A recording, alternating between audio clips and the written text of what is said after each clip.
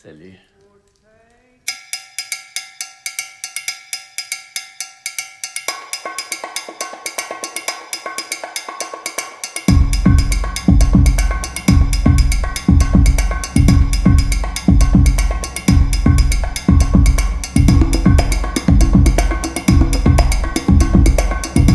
Excusez-moi, 2 petites secondes, parce qu'il y a Stéphane qui est en dessous, qui souhaiterait juste témoigner rapidement parce qu'il doit partir. Qui, Stéphane? Juste en dessous de toi. Un monsieur qui est juste en dessous.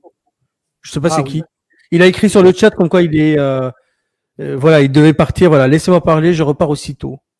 À toi, Stéphane, rapidement, s'il te plaît. Bonjour à tous. Bonjour, Stéphane. Alors, je suis une personne que beaucoup de monde a oubliée, mais moi, j'ai oublié personne. Je suis Stéphane Buniconti de la Marche pour la Vie, qui a traversé le pays à pied. Vous voyez, le Catalan qui est parti de Perpignan à pied, qui est rentré à l'Assemblée nationale. Tout à fait. La personne à qui on a pris ses enfants, la personne qui a perdu sa maison, la personne qui a perdu son entreprise. C'est juste pour dire que je suis de retour. Je ne suis pas mort, j'ai fait 6 mois de prison, j'ai récupéré mes enfants, j'ai une maison, j'ai tout regagné. Et que, bien évidemment, je ne suis pas mort comme certains disaient, que j'avais pratiqué un suicide ou etc. J'ai simplement été retiré des réseaux sociaux pour une raison que je reviens à la charge. Je suis le pire ennemi de tous ces pseudos de mon cul qui ont noyé ces pauvres gens par la manipulation et la fragilité des gens qui ont cru à cet espoir, etc. Et je voudrais faire un petit coucou à Gabin s'il me voit, tu me rembourseras 11 000 euros. Et je voudrais faire un gros coucou à Olive et au passage qu'il fasse un remerciement à Philippot pour ses finances, etc. Donc je suis bien de retour, j'arrive en charge, je fais un grand coucou à James, que j'ai beaucoup d'admiration pour lui, à bien évidemment Abdel et à tous ceux qui travaillent dans ces lanceurs d'alerte. Je suis silencieux depuis 14 mois exactement, j'ai fait le mort. Tout le monde pensait que j'étais HS. Non, bien évidemment, je ne suis pas du tout HS. Je ne suis pas du tout mort. Je suis très, très bien. J'ai combattu l'ASE tout seul, vu que les soi-disant personnes qui étaient là pour soutenir la cause et me soutenir à moi, qui est très malade et qui me barre contre l'ASE, contre la pédocriminalité, du coup, ils se sont acharnés sur moi, ils m'ont cramé la maison, ils m'ont fait de la misère de tout ce qui pouvait y arriver, ils m'ont mis dans des associations de merde à Montpellier qui s'est totalement financé par le LRM, ces gens qui ont fait soi-disant, qui voulaient m'apporter de l'aide, ils m'ont enculé, tu vois. Mais j'ai gagné. Alors, je fais un petit coucou à Andy, mais pas que, l'association de Alain Koch, aussi, au passage. Tout le même réseau, c'est tout ce même réseau. Il y a Olive, il y a etc. Il y a beaucoup, beaucoup de gens là-dedans qui sont financés par des partis politico pseudo mon cul. Je suis désolé, je suis un peu vulgaire.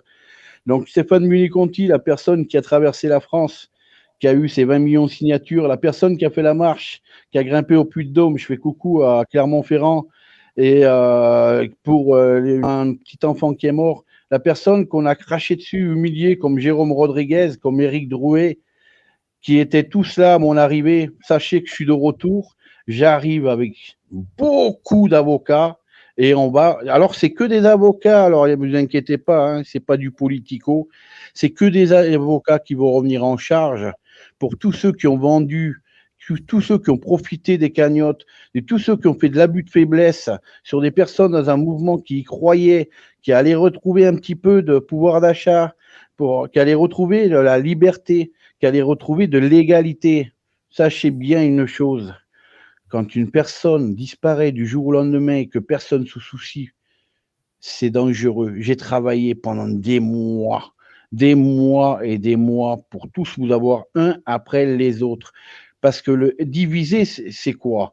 Diviser, c'est se séparer de tous ces enculés qui vendeurs d'espoir, qui sont là pour les uns, les autres. Mais à la base, l'ennemi, il était commun. C'était le gouvernement et ses institutions. Mais pour pouvoir les combattre, il faut connaître chaque ligne institutionnelle. Quand on ne connaît pas la pédocriminalité, quand on ne connaît pas où on met les pieds, on ne parle pas. Un maçon ne fait pas de l'électricité s'il ne sait pas faire autre chose que la maçonnerie. Vous voyez ce que je veux dire? Donc, je suis de retour, pas sur Facebook. Je suis en très, très, très forme. J'ai été par des professeurs, donc, dont M. Raoult, qui m'a orienté vers le Canada pour ma maladie de Verneuil. J'ai fait une piqûre et des opérations qui m'a coûté 0 €, puisqu'en France, c'est 20 000 € de ta poche. La sécurité sociale ne prend pas en charge. Je suis tranquille à peu près pendant 7 ans. Je n'aurai pas d'inflammation, on va dire, de ma peau pendant au moins 7 ans, mais je vis pleinement. Donc voilà, je suis là, je suis toujours en forme.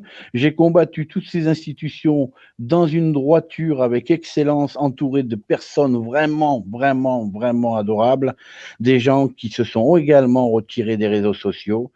Et parce que bon, bah, hein, j'ai pas besoin de vous dire Facebook, etc., toute la même merde.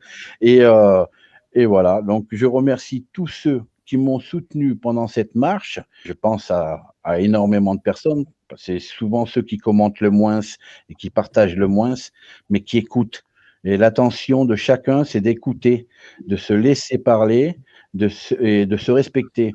C'est vrai que là, sur ce live, j'ai une personne que je connais très bien, donc je ne vais pas le dévoiler son nom, je ne serai pas très ami avec lui, mais je sais très bien qui, comment et pourquoi. Donc, quelquefois, le gilet jaune qui était le plus connu de France, qui s'appelle Stéphane Buniconti, qu'on a oublié et qu'on croyait qu'on avait mis sur le tapis, est toujours vivant et bien en forme. Et il faudra faire valoir ce que de droit, parce qu'à un moment donné, quand on joue avec la misère des gens, qu'on fait de l'abus de faiblesse sur l'espoir et la fragilité des gens, il ne faut pas s'étonner de se prendre la tempête dans travers la figure. Donc, j'ai nommé Gino Agnesotti, que tout le monde connaît. Je préfère balancer les noms ici. C'est lui qui est là à mes côtés, qui veille sur moi.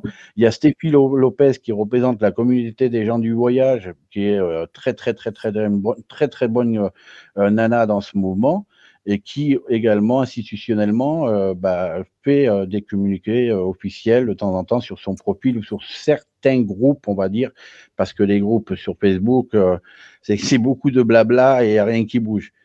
Donc, à un moment donné, quand on veut s'attaquer à un sujet, et bien souvent dans le code pénal et dans ces institutions, il n'y a pas beaucoup de lignes qui ont été lues parce que on peut entraver, on va dire, cette destruction massive des familles par ces placements abusifs. Moi, je suis là-dedans. Moi-même, je suis un père isolé. On m'a retiré mes enfants. J'ai récupéré tout seul mes 3 enfants. Et c'est pas facile, hein, quand tu as mis le pied là-dedans pour en sortir. Hein. Tu peux envoyer ton armée, ils en ont rien à foutre. Hein. D'abord, ils te détruisent bien le moral pour être sûr que tu sortes pas, que tu ressortes, que tu sois pas fort pour combattre. Ils te font perdre totalement espoir. Et quand tu ressors, eh bien,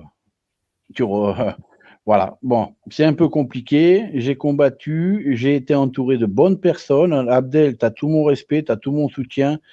Tu seras toujours dénigré, parce que je sais qui tu es. Je t'ai suivi derrière ma cellule de prison quand tu as traversé toute la France. C'est un fracassé, mon pauvre. Mais, et voilà, je fais un grand coucou à Swan, à James Bréard. James, qui suis là aussi, qui a bien pris dans la gueule pendant des mois à travers les réseaux sociaux, mais qui est toujours debout. Je fais coucou à Anaïs Smith, celles qui ont déni. Hein, voilà, je vais quand même montrer ma gueule, que c'est bien moi. Je suis bien là, je suis bien vivant. C'est bien Stéphane Buniconti. T'es un tueur. Et je ne supporte pas qu'on fasse du déni, qu'on dénigre les gens comme ça, qu'on puisse s'arracher les triples à dénigrer quelqu'un sur des ondis et des hondas sans fondement, sans rien. Le Abdel, il est dénigré depuis Si vous savez le nombre d'années que je le suis, ce gars. Si vous savez le nombre d'amis, de toute une communauté. Moi, je suis pas musulman, je suis un chrétien. J'ai grandi dans des quartiers de Vénissieux Minguette à Lyon, avec une grande communauté musulmane, la plus méprisée au monde. Quand on voit qu'aujourd'hui, un musulman, c'est égal terroriste, franchement, il se pose vraiment les questions. Hein. Si on n'a pas avancé là-dessus, on n'avancera sur rien. Hein. Rien que déjà ça. religion, c'est de paix, c'est la liberté, que ce soit chrétien ou pas, on est tous pareils. Hein.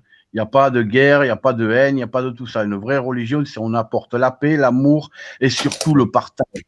On se partage le pain en deux. Si demain ton ennemi, il a faim, tu lui donnes à manger, tu n'en as rien à foutre du reste. Tu t'en fous que si la veille, il t'a craché dessus ou t'as grillé la bagnole. S'il a faim, tu lui donnes à manger. Point, tu cherches pas à comprendre. Dieu est assez grand et nous attend pour nous juger. Et nous, on n'a pas le droit de se permettre de nous juger. Donc, je reviens en forme, je pète la forme, je suis allongé dans mon lit, j'ai les gamins qui dorment, et c'est l'essentiel. Et ouais, je vais faire mal, c'est sûr que je vais faire mal. Alors que Olive, tous ceux qui sont là, Stéphane, je te coupe 2 secondes parce que demain, justement, on va faire tout un truc pour toutes les mamans là, qui ont enlevé leurs enfants, qui sont franchement dans un état catastrophique. J'aimerais bien que tu interviennes justement et que tu partages avec elles parce que franchement, c'est très dur. Ils enlèvent tous les trucs médiatisés, ils font ce qu'ils veulent, ils les dénigrent. Et ça serait cool que tu expliques un petit peu, voilà, de pas perdre courage et puis de comment tu as fait, tu vois. En fait, le plus important dans un tel combat, alors je soutiens toutes ces personnes qui ont. C'est dur parce que ils te détruisent, ils te cassent d'abord le moral avec des on-dit et des on-da. Est-ce que si, jusqu'à un moment donné où tu craques, d'abord, ils cassent ta personnalité, ils te rabaissent. Le but de ces institutions, c'est de rendre la personne, faut que la personne se sente vraiment coupable, qu'elle est coupable de tout ce qui arrive.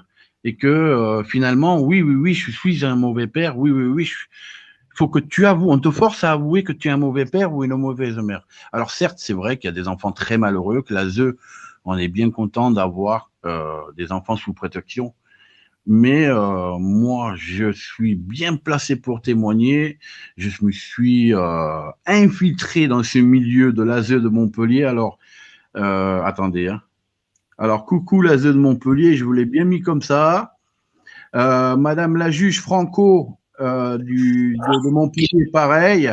Je vous ai bien mis parce que vous avez essayé de me baiser la gueule, mais finalement, regardez, Madame la juge Franco a été limogée.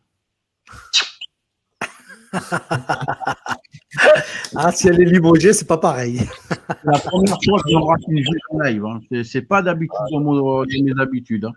Donc oui, le problème c'est que c'est pas facile parce que parce que les mamans elles tombent, ou même les papas, hein, elles tombent carrément dans des dépressions de ouf. Et elles se font aider par des associations complètement bidons. Sinon, par contre, si tu pouvais nous raconter juste rapidement par rapport l'escroc d'Olive, là, s'il te plaît, Olive, le pochetron. L'escroc d'Olive, que je connais particulièrement bien. D'ailleurs, je lui ai payé un restaurant il n'y a pas si longtemps de ça.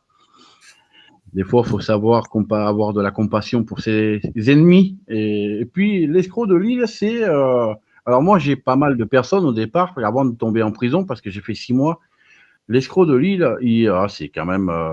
j'ai une question à poser à monsieur Yvan Ruot, ou Olivier Ruot, etc.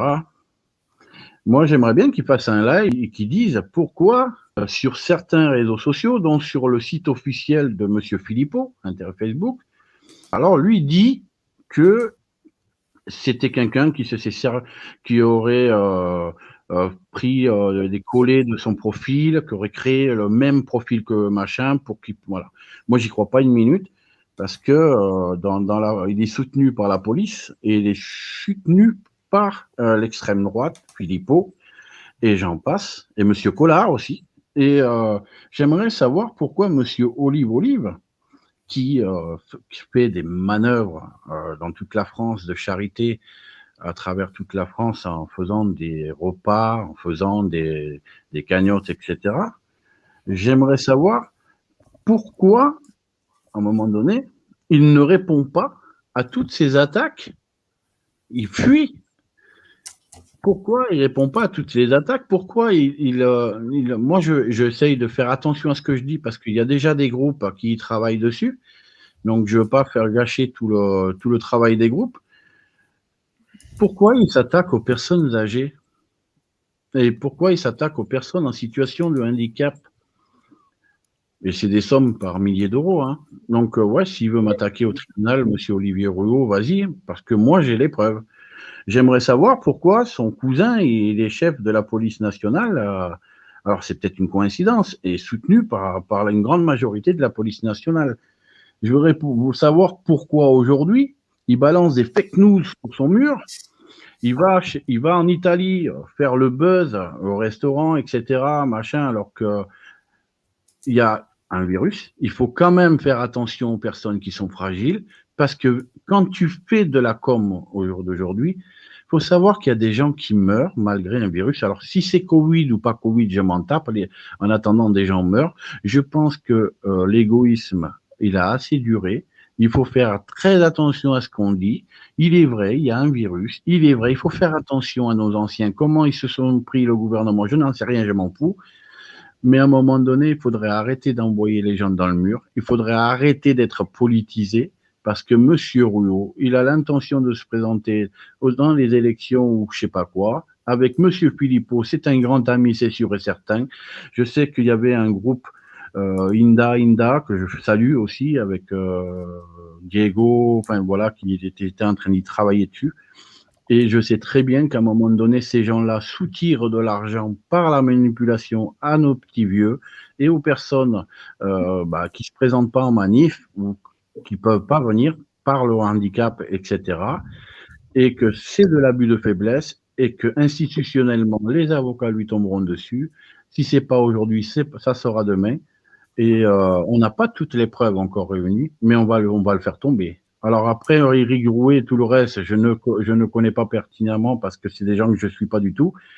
Mais je sais très bien que monsieur Olive, il a quelque chose d'assez bien rodé et que c'est difficile de le tomber comme ça. Vous avez vu vous-même, on a des ondis, des ondas, que c'est extrêmement compliqué parce qu'il joue avec la misère et la détresse des gens et il n'apporte rien parce que si tous ces gens-là avaient vraiment apporté quelque chose, aujourd'hui, on n'en serait pas au bout de 2 ans, une main devant et une main derrière avec la Macarena. Vous voyez. Justement, Stéphane, ce que je disais tout à l'heure, je disais que non seulement ils n'ont apporté rien apporté ces pseudo-leaders débiles, de plus, ils faisaient les poches des personnes, y compris les vieilles dames. Surtout, ils avaient choisi les vieilles dames parce qu'ils savaient très bien que sociologiquement, c'est elles qui représentaient un petit peu le mouvement.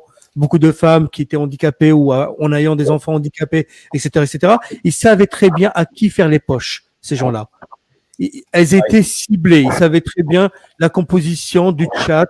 Voilà, les personnes. Des fois, il y avait des personnes qui portaient des prénoms il y a 200 ans pratiquement. Quand tu fouilles un petit peu le profil, c'est toujours le profil des animaux, des machins, des Georgettes de 70 ans, machin, etc. Ce n'est pas pour faire d'amalgame.